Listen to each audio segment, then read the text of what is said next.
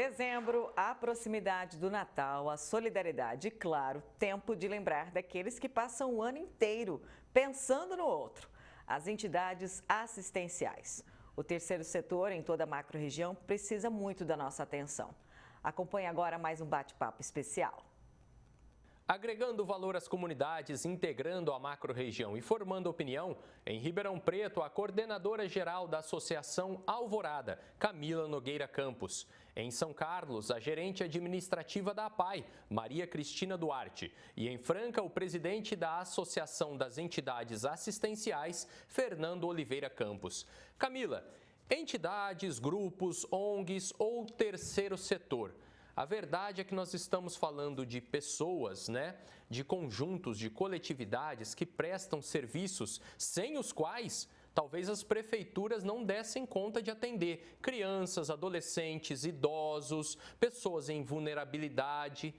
Você que trabalha sobretudo com a infância, com o complemento da educação, do desenvolvimento, quais são os desafios para sobreviver todos os anos?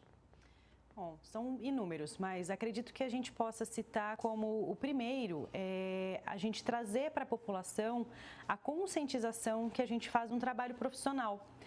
Como você colocou, a gente sabe que hoje, diante de tantas demandas sociais que nós temos, o Estado jamais conseguiria atender sem fazer essas parcerias, sem que existisse o terceiro setor. Hoje o terceiro setor ele é primordial para que a gente possa minimizar e superar algumas situações sociais, desde pessoas com deficiência ou vulnerabilidade social. A gente sabe que realmente o terceiro setor tem esse papel fundamental. Então, a questão do profissionalismo, de entender que o terceiro setor é profissional, ele tem tributos, ele tem uma carga tributária, ele tem profissionais envolvidos em todo o processo, então isso tem um custo elevado.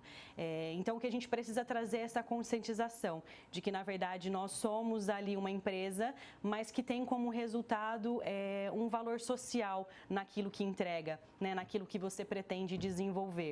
E aí, consequentemente, as nossas dificuldades, elas estão relacionadas com a questão financeira. São inúmeras as formas que o terceiro setor se aventura para conseguir arrecadar valores necessários para a manutenção dos seus projetos, dos seus serviços, mas muitas vezes a gente sente isso, que a gente precisa estar sempre explicando que você tem esse papel importante para a gente conseguir realmente manter atendimentos que são aí primordiais para a nossa cidade, para o nosso país como um todo. Então, eu acredito que realmente entender que existe essa questão de você fazer uma benfeitoria, de você realmente trabalhar com algo beneficente, mas na verdade o que a gente faz é, acima de tudo, um trabalho profissional a quem precisa, a quem recorre ao serviço. Com certeza, quando ele bate na porta do serviço, é porque ele está precisando ser atendido, ser olhado, ser ajudado aí na sua dificuldade. Então, acho que a questão financeira realmente é o ponto que mais pega para todos nós, seja em qual área você vai trabalhar: educação, assistência social, saúde. Realmente a questão financeira é um ponto importante. Maria Cristina, a gente pode falar sobre São Carlos, mas se a gente fala de APAI, serve para todos os municípios. Com certeza, as APAIs são as entidades mais tradicionais que a nossa gente conhece. E aí, olhando para aquilo que a Camila acabou de falar, todos esses desafios, eu te pergunto, de onde é que vem dinheiro para sustentar esse trabalho tão bonito? Bom, na verdade, complementando o que a Camila disse, as entidades sociais, elas são um braço do poder público, Na verdade, nós praticamos uma política pública de direito do cidadão, independente da sua condição física, mental ou social, Então, é uma política pública de direito dos cidadãos, certo? Ela é constitucional, seja a educação, a saúde ou a assistência. O poder público, para viabilizar isso, ele faz a parceria com as entidades, porque se não houvesse essa parceria, eles teriam que executar essa política pública, porque o deficiente intelectual, associado ou não a outras deficiências, e o autista, que é o público específico da APAI, e a gente presta atendimento nessas 3 áreas que eu citei. Então, nós temos uma escola fundamental, né? Ensino fundamental fase 1 e fase 2, que é direito do deficiente intelectual ou do autista, para aqueles que não se beneficiam da inclusão da rede, né? Porque nós temos na rede pública, seja municipal ou estadual, os deficientes intelectuais ou autistas, mas aqueles no nível mais leve, que conseguem estar incluídos e têm que estar incluídos. Agora, os mais graves, eles também têm direito a esse atendimento. Então, aí entra a entidade, no caso, a PAI. Essas parcerias, a gente recebe repasse, né, do poder público, seja municipal, estadual ou federal, para garantir esse direito do cidadão. Agora, como a Camila mesmo disse, existem outros custos que não fazem parte, são custos administrativos que essa entidade tem que correr atrás e buscar outros meios para conseguir, seja através de doação da própria população, né, que tem esse olhar e entende essa necessidade, seja através dos incentivos fiscais existentes, de campanhas, enfim. Porque para a gente prestar esse atendimento, óbvio que tem que ser um atendimento de qualidade e com os profissionais devidamente capacitados, porque a PAI, ela tem, né, fono, psico, TO, médicos, enfermeiros, professores de educação especial, enfim, e todos têm que estar devidamente habilitados. A PAI, como você disse, só no estado de São Paulo são 310 APAIs dentro do estado. E a parceria, o poder público tem um olhar, a gente consegue essa parceria, então eles entenderam que é uma necessidade essa execução dessa política pública. E a gente, né, graças a Deus, a gente tem esse olhar da comunidade também que entende e reconhece o nosso serviço. Mas as dificuldades existem, claro, mas a gente, cada vez mais, a gente está dando ênfase para o nosso trabalho e visibilidade para que a população entenda realmente o que acontece dentro do nosso serviço. Fernando, não só para Franca, mas para toda a nossa macro-região, uma das maneiras de se ajudar as entidades é a tal da destinação do imposto de renda. E é um mito, é sempre difícil de chegar nas pessoas, de orientá-las, de conscientizá-las. Existem momentos para se fazer isso e esse final do ano, por exemplo, é um momento crucial, não é mesmo? Exatamente, Felipe. Tudo isso acontece e temos a necessidade do entendimento, da compreensão do nosso público-alvo, né? Que seria o que vai declarar seu imposto de renda e que não vai custar nada, ele está destinando essa porcentagem tanto para criança e adolescente como para idosos, que isso não vai ter custo nenhum. Então, é muito fácil ter essa compreensão, mas é muito difícil fazer que essas pessoas, que são cidadãos, eles não procedem dessa forma. E isso deixa a gente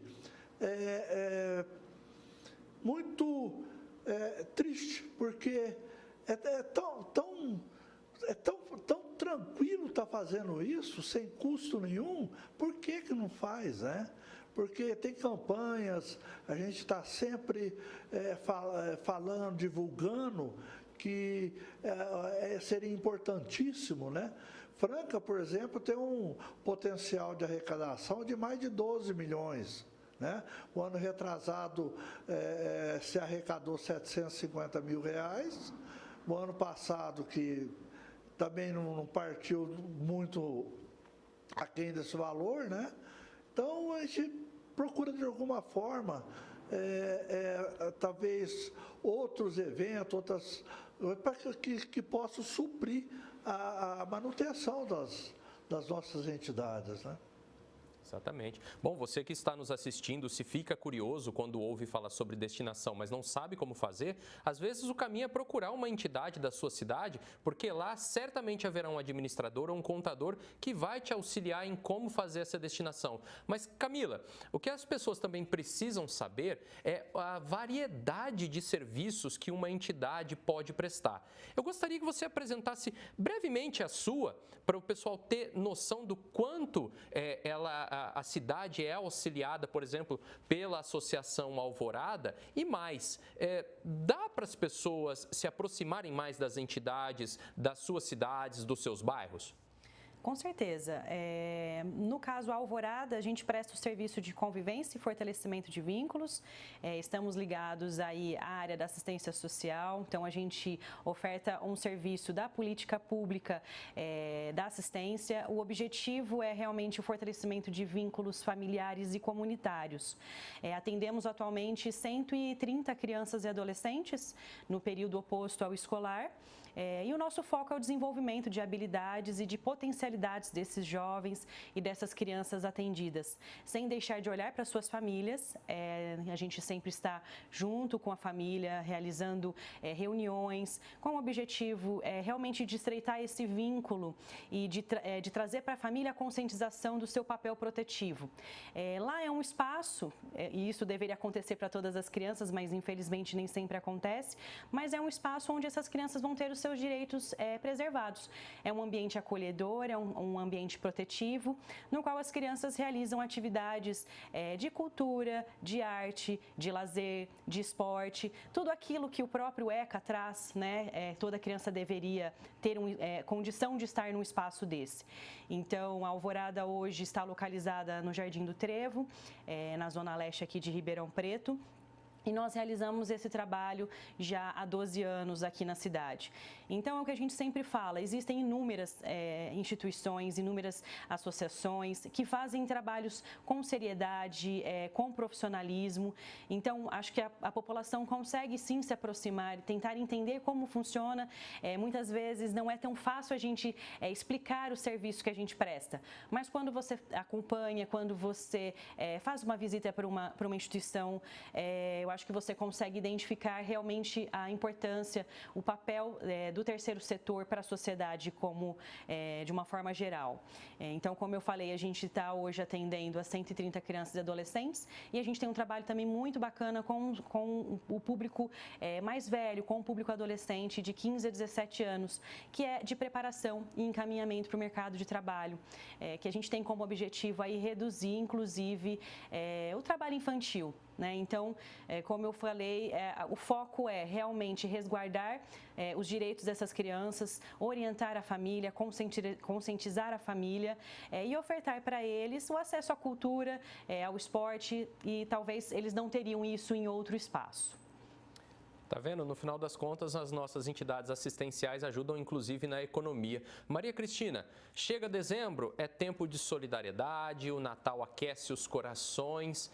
Você me diria que, de repente, a melhor maneira, em vez de buscar criar novos serviços como de distribuição, ou de mantimentos, ou de alimentos, enfim, talvez a canalização correta seria procurar entidades já estabelecidas, como a APAE, por exemplo?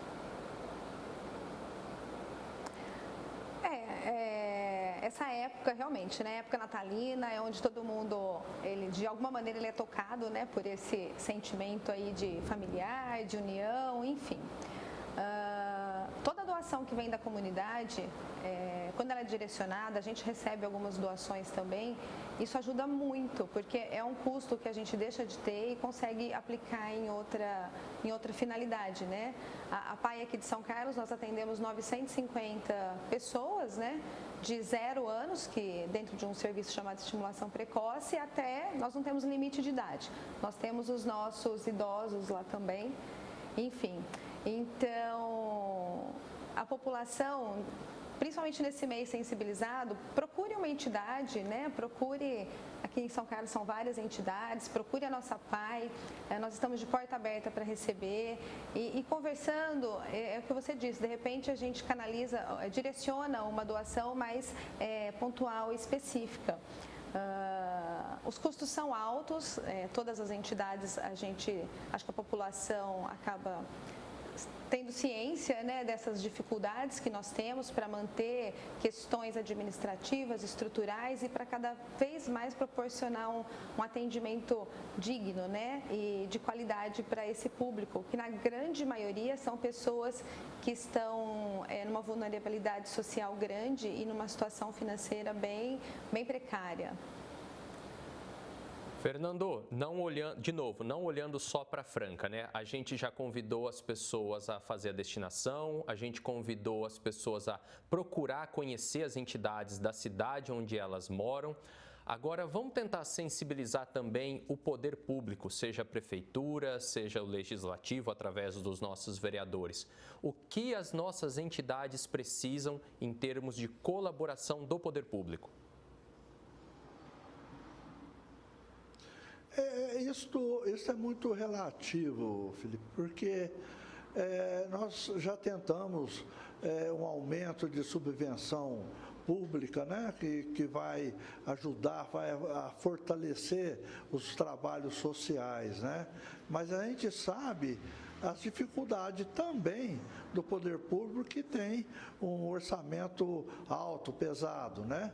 Mas a gente tenta conscientização por parte tanto da prefeitura como dos vereadores, também de deputados, que eles tenham uma visão do trabalho que as entidades realizam, que se não fosse as entidades estar realizando esse trabalho, certamente seriam eles, e o custo seria muito mais elevado. Então, o que a gente pede é que eles tenham a ótica dessa situação, que precisa ser melhorada financeiramente, porque o trabalho está sempre aumentando. A cidade cresce e com ela vai crescer as demandas também, né? Então seria importante que tivesse essa conscientização para que ajudasse as nossas entidades estarem trabalhando com mais tranquilidade, né?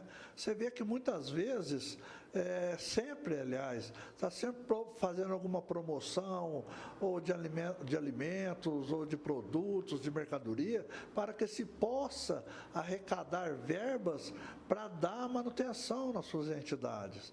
Mas isso é muito desgastante para as nossas entidades. Fazem com o maior prazer, com a maior alegria, mas desgasta, que muitas vezes sai daquele aquele segmento dentro da entidade que ela trabalha, que ela faz, desvia para estar ajudando nessas promoções para aumentar a captação de recursos, né? Então, a gente pede a conscientização do poder público, que vejam com outros olhos, né, as dificuldades que nós enfrentamos, e que isso é muito sério, porque poderíamos estar fazendo um trabalho, embora sempre é muito bom, maior e com mais precisão. É isso, você de toda a macro-região, se não for atendido por uma dessas entidades, com certeza conhece alguém que é atendido. Por isso, seja amigo do terceiro setor, porque eles precisam muito da ajuda de todos nós e não fazem isso visando lucro.